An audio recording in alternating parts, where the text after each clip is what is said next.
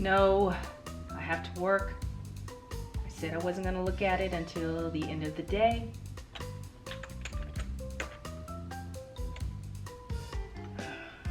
Okay, I can't wait. I cannot wait. Let me see what's going on here. Man, he's doing a lot of posts. I've only had one post in like 3 days. I gotta do better than this. I gotta come up with something. Jeez. Your fasting is a personal journey. Not only are you exercising the benefits of health in your body, you're also exercising a spiritual awakening, helping you with your connection to God, or what you might call the universe, which is really God. Social media is a wonderful platform, whether it be Twitter, here on this platform, YouTube, Facebook, Instagram, Snapchat, you name it. Those platforms are something that connects us all throughout the world and makes the world a lot smaller, right? But it also could be a double-edged sword.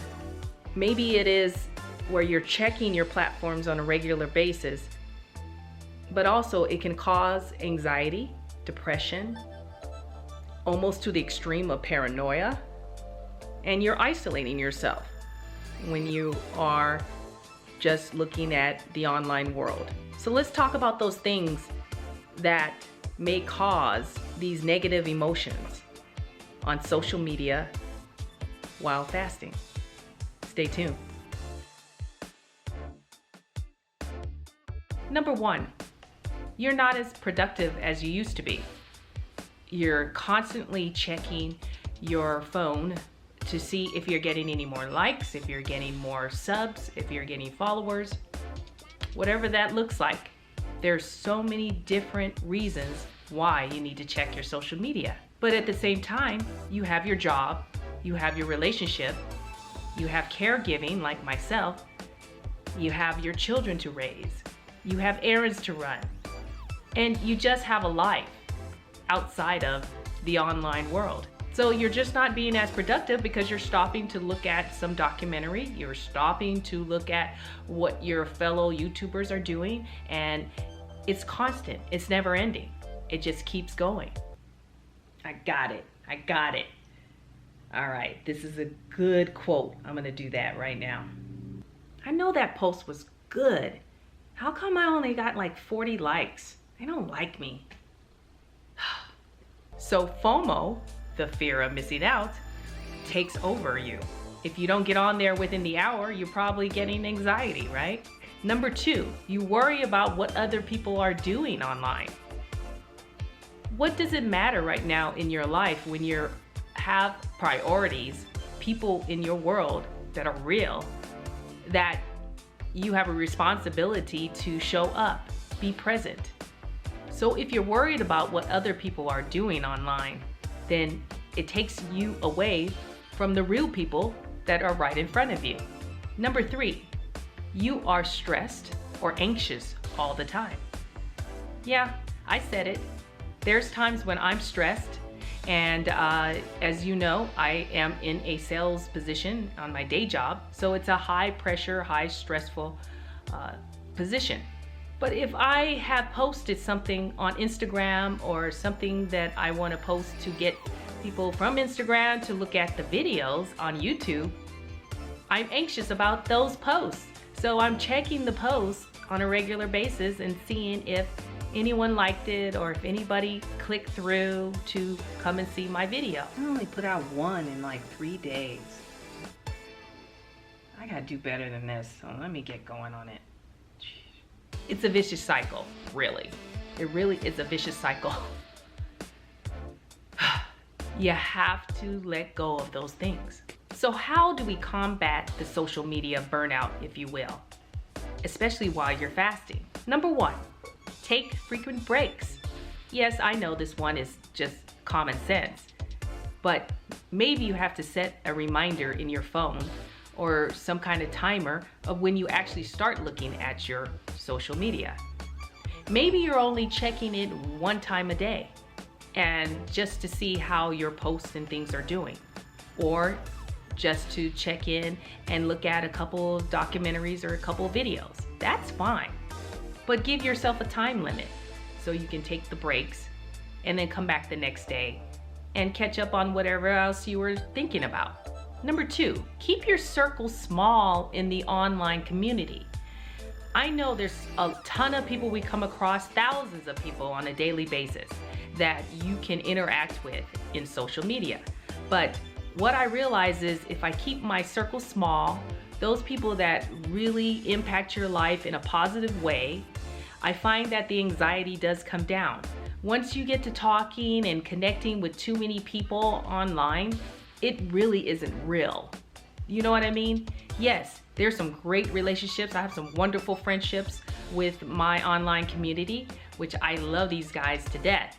And they are people that I haven't even met in person.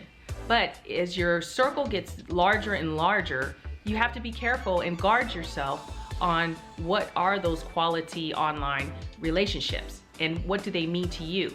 If they are not bringing positivity to your world, then you shouldn't be connecting, right? Number 3, choose your platform carefully.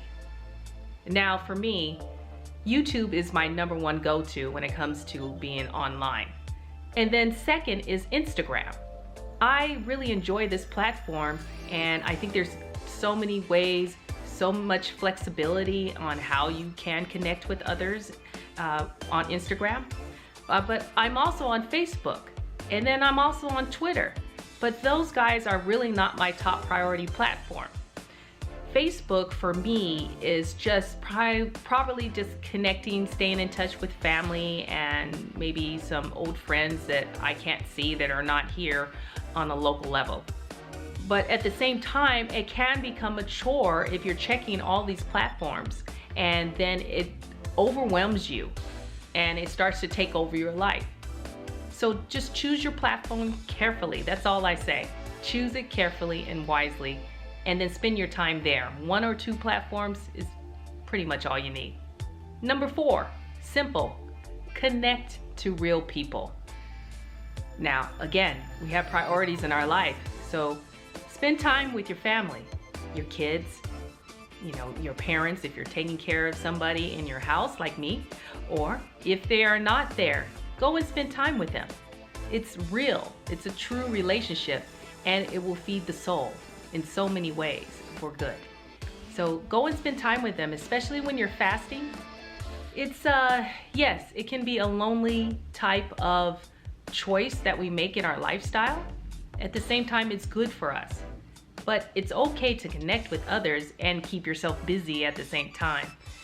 But when you're online and you're isolated because of fasting, then it's kind of like a double whammy on isolating yourself, which may not be so good. So go connect with those real people in your life. They would love to spend time with you, and you probably have no idea how much your time is valuable to them. Number 5, I know this might be a little redundant to number 1 about taking frequent breaks from social media, but with this, you're actually implementing a window and a time frame that you can get online and go nuts. So when you set that timer, or there's even apps to let you know that you're spending too much time on it. This is a good way to just go ahead and plan how you will interact with social media on a daily basis, so you don't have to keep thinking about it all day. You just know, hey, that's not in my time zone of social media, right? And remember, caregiving begins with you, because if you don't take care of yourself, no one will. I thank you for watching Regedited, and please, if you haven't subscribed, please do, and hit the like button if you like the videos. And if you'd like to leave a comment, I really appreciate that, and I try to answer almost every one of them. And if you have any questions on what you do with social media and how you interact with it when you're fasting, and that you'll keep the peace in your life. So thanks for watching, and we'll talk to you next time. Bye.